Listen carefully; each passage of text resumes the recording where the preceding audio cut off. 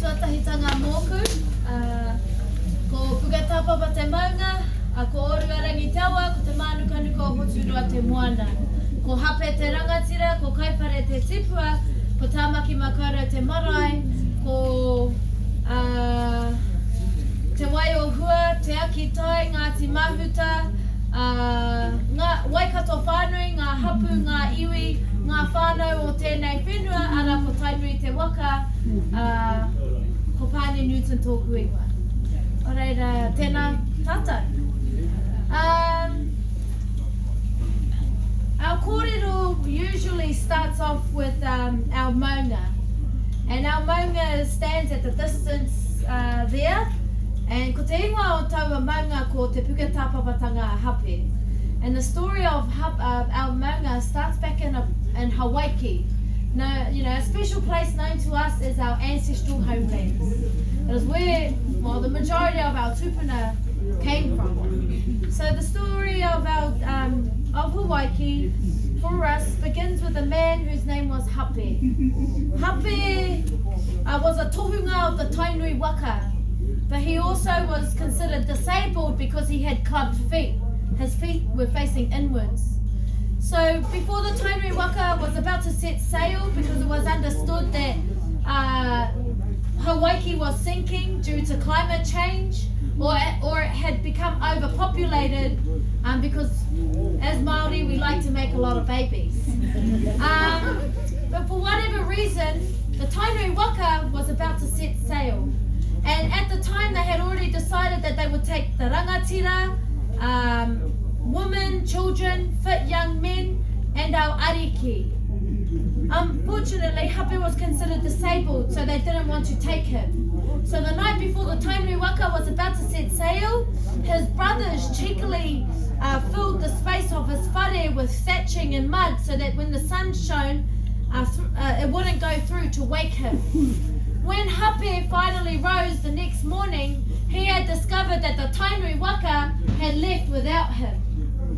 In a desperate plea to be reunited with his whānau, Hape went down to Tangaroa and he prayed for 3 days.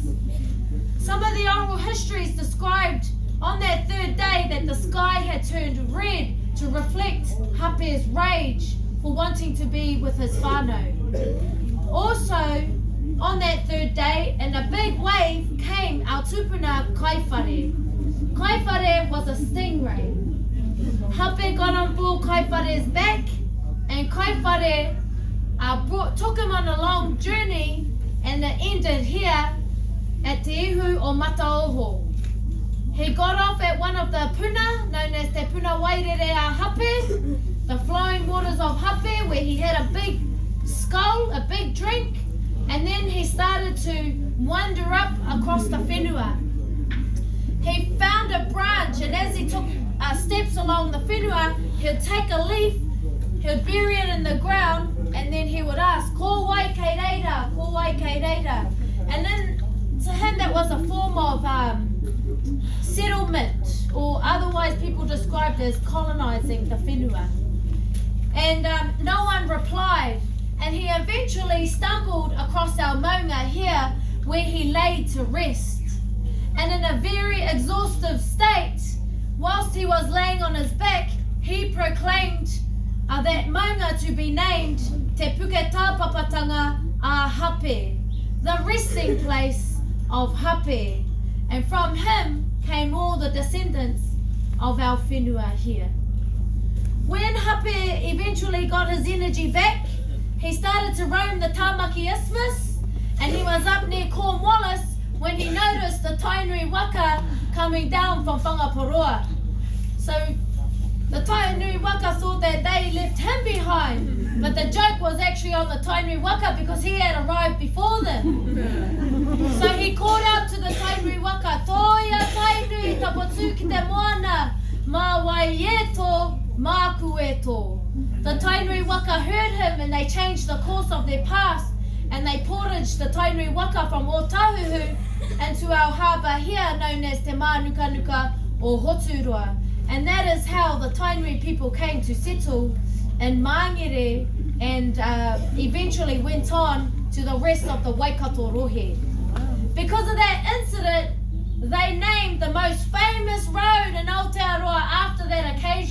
Can anybody guess? The Karanga Hape Road. We shouldn't really know where that is.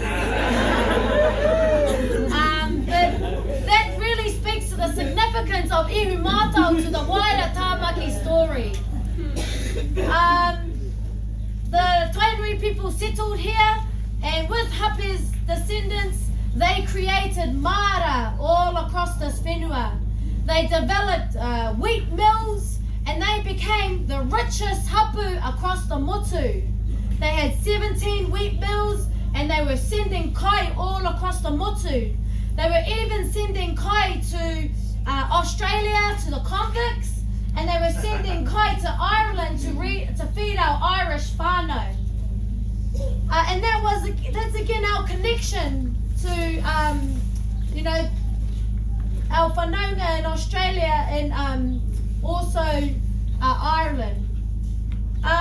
Why they were able to thrive here in Ihumātao is because this whenua is fertile land.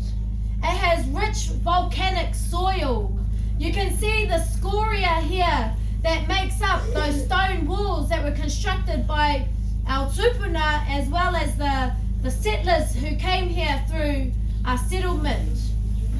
And that scoria, they have a lot of awesome properties, and one of those is it maintains heat. And we created tāpapa, which were little microclimates. And all the tropical plants that were brought over from Rarotonga, Hawaii, Samoa, Tonga, were able to thrive in these microclimates because they provided the tropical environment they needed. And so we grew the uwhi, the oti, the kumara, the hue, and the willy and so on. And some of the oral histories describe this harbour being filled with waka all over the motu. So that's one of the reasons why this whenua is so significant. There are wāhi tapu here in the form of punawai, and it is believed that that is where our tupuna and the last ones of that generation include our Uncle Mulu and our Uncle Bub, who used to go down there and collect water for their nannies, and they believe that was healing waters. What else is on this whenua? Anakoiwi, where our tupuna used to bury their loved ones in the lava caves. The waiwai of our maunga fall within this area. There are past sites and so many more. Another reason why Ihumātao is significant to the wider Tāmaki story is because of Puketutu Island. Puketutu Island was given that name by our whānau here because there once used to be 5 puke on that island. But over the years they started to see these puke disappear through the quarrying of our maunga to build the roads in Auckland, build the Auckland airport and so on. So they nicknamed it Puketutu, the meddling of our puke, because they were disappearing. But the tūturu name of that maunga is Te Motu a Hiaroa.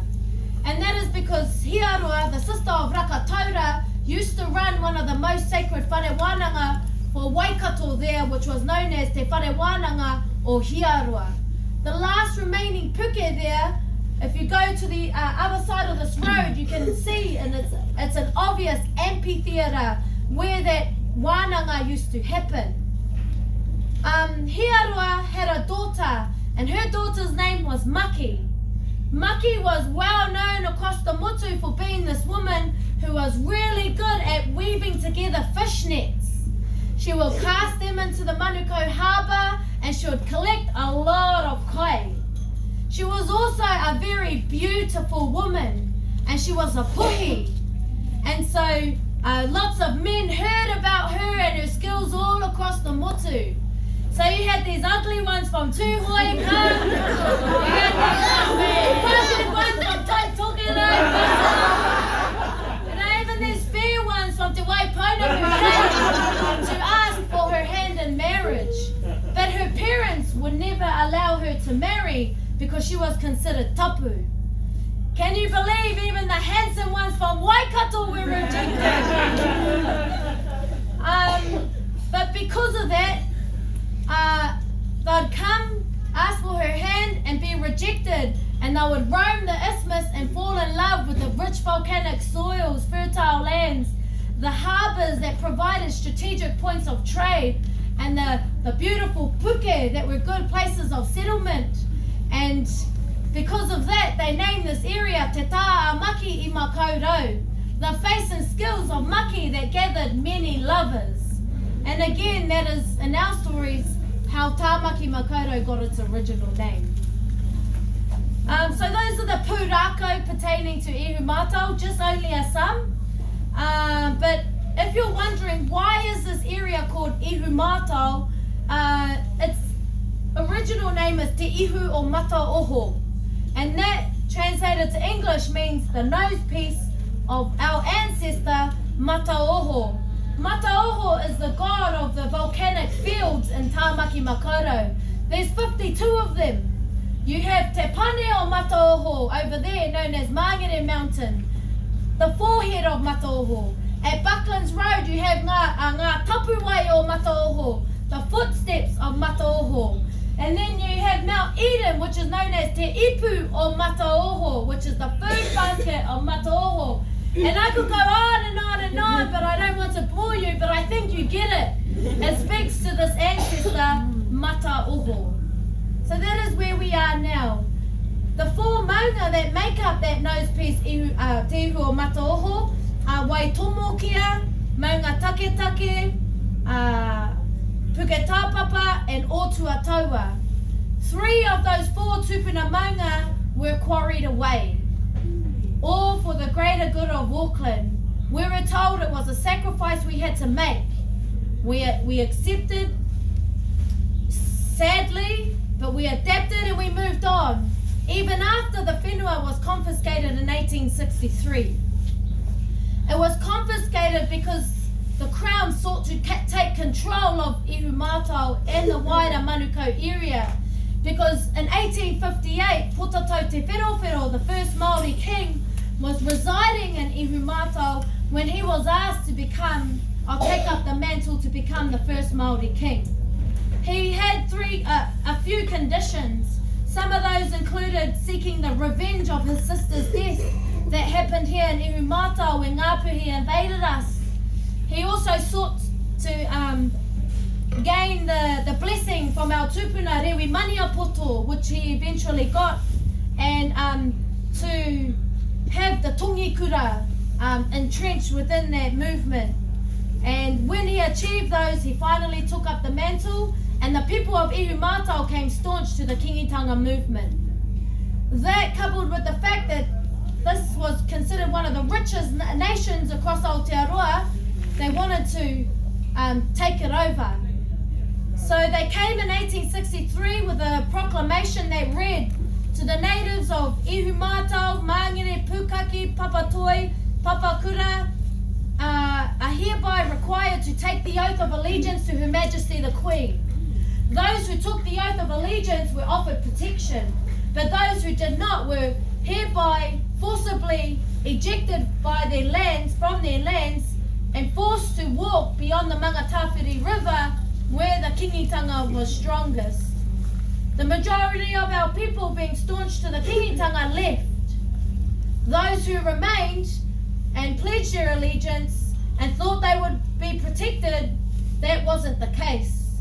Their whare were still burnt, they were forced to become slaves or workers for the settler whānau. They wrote hundreds of letters to the Queen to air their grievances and so on. But those who walked to Mangatawhiri, when they got there, they were met by a militia that was led by Sir Marmaduke Nixon. And when they crossed the Mangatawhiri River, they opened fire on the whānau that crossed the awa. And because of that incident, it is what Pākehā historians describe as the greatest war for New Zealand. And that was known as the Waikato Wars. There were more deaths in that war for New Zealand than there was in World War I. over time, our people started to return. And when they did, they were given 0.067 hectares of land, of which our marae, Makaurau marae, is currently situated. But because of those other whānau that I spoke about that pledged their allegiance, they were able to maintain Ahikaroa for the whānau who left. And that is why Ihumātao is known as the oldest continuously occupied papakainga in Tāmaki Makaurau, and arguably one of the oldest across Aotearoa, because even though we were ejected, some of our whānau remained and kept those fires burning for us. Over time we came back and we saw the quarrying of our maunga in the 50s, and if that wasn't enough, in the 60s they established the Mangere wastewater treatment plant. That saw 500 hectares of intercoastal foreshore filled with oxidation ponds. They were moved here after the issue of typhoid and the diseases that the whānau at Orake and Okahu were contracting when they were releasing the waste into the Waitemata. So they moved it from one Māori community and put it into another. And what that saw was the pollution of the Manukau Harbour.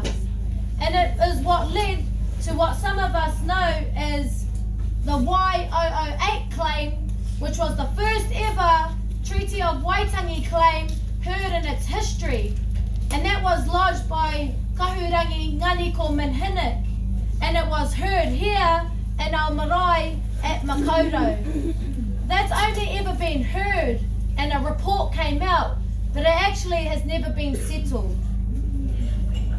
So we had the oxidation ponds that replaced our pātaka kai with all of Auckland's waste. In the early 2000s, because of the Y claim, they decided to disestablish those. And we started to work on restoration projects. We saw kaimoana return back for the first time. We saw, people were engaging back with the moana and the awa, and it was a good thing. But then in 2013, after all this hard mahi had gone into those restoration projects, there was an incident here whereby 1,000 litres of industrial dye was spilled into our awa Oruarangi. And at the same time, these encroaching factories were applying for resource consent to discharge their storm water. So for some of us in the papakainga, we believe that dye was used to test the tidal flow for those stormwater discharge plans. What that dye saw, Auckland Council described it as the most devastating accidental dye spill in all of Auckland Council's history. It actually killed off all the marine life that had returned back through those restoration projects. Then if that wasn't enough, in 2009, just some years before that, when they were establishing the second airport runway, our kaumātua told them there was a 600-year-old urupa in the path of that second runway. They ignored their evidence and their pleas because there wasn't any Pākehā evidence to support their claims. They continued with that development, and during it they unearthed 87 koiwi. 87 human remains were dug up, put into a container, given back to us after 2 years, and we were told to bury them somewhere else. So you can see Ihumātao has had to endure a great history of injustice after injustice, just like many of our iwi and hapu all across the country. So this story isn't a new one. That is why in 2015, when my cousins and I discovered there were survey pegs on this land, and when we investigated, we found there was a $500 multi-million-dollar housing complex being proposed for our whenua that was supposed to become part of the Aotearoa Stonefields Historic Reserve and be a public open space. Those plans contradicted that promise that was made for this land to be shared. So over a dinner, my cousin put up a post on Facebook and she said, does anyone know about what's going on? get together and do something about what's going on. 6 of us turned up at her house, and over dinner and a very long wānanga, we decided that we would do everything in our power to oppose this development. We also promised that we would exhaust every legal means available to us. Even though we knew the law was against us, we still did it. And that was 4 years ago. You know, we went to our kaumātua and our kuia from our marae, and we asked them if we could have their blessing, and they said yes. You have the blessing to start your arm and do what you feel you need to do in order to oppose this development. But we will continue to sit at the table to fight for whatever we can get out of this development. And they said one day we would come to heads. And you know, unfortunately, we did, and it reared its very ugly colonial head, because those are the mechanisms behind that divide and conquer that we see amongst the media now. We've continued with the support of our marae and our whānau. And now you can see 4 years on, there's no development, there's no earthworks, there's no machinery. Our whenua is still green. But that is because of all the hard work that many of you have put in to support us. And that is because of the hard work that our whānau have put in. We've gone to the UN over 3 times. We've gone to Parliament with submissions and petitions. We've done lots of protests, you know, but the law again is still against us. And when we look at such laws such as the Special Housing Areas Act, which designated this a development site, we had no right as residents and as community to have a say in this development. When we look at the Heritage Places Act, 90% of those registered on the National Register for Sites of Significance are colonial built heritage, opposed to the 10% that speak to wāhi tapu and Māori sites of significance. So that's a form of discrimination there. Despite the law and us cousins being called dumb, naive, inexperienced, you know, most of us are wahine, we continued on. And no matter what the sacrifices have been over the years, we've stayed staunch to our kaupapa, because we've always been forward thinkers in knowing that this kaupapa is going to contribute to a better Aotearoa. So we've sacrificed our jobs, we've sacrificed our careers, we've put you know, opportunities to make heaps of money to the side, sacrificed doing things we love, like traveling and you know, riding on our Harleys and going fishing on our boats and hanging out with our families and our friends. We've even sacrificed relationships because this kaupapa has been so important to us. So, yeah. On that note,